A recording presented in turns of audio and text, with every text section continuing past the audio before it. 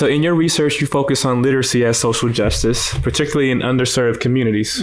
And there's often been debate around whether ABA practitioners should engage in broader social justice efforts that focus strictly on clinical behavior change. So how do you view the role of behavior analysts addressing systemic social changes?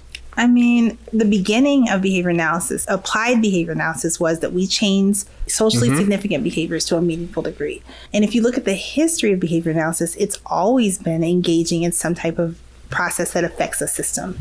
Betty Hart and Todd Risley and the work they were doing at the University of Kansas was always about affecting reading, and they did, right?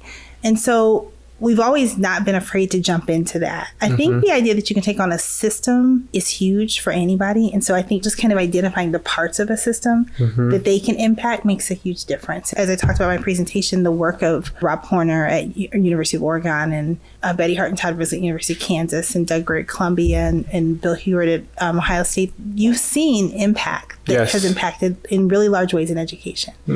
Even like FBAs, that's an example of that too, where we've created systems that have impacted systems. And so I think that's tied deeply into what behavior analysis is. We were always supposed to be changing socially significant behaviors. And so I think that that's what we're supposed to do.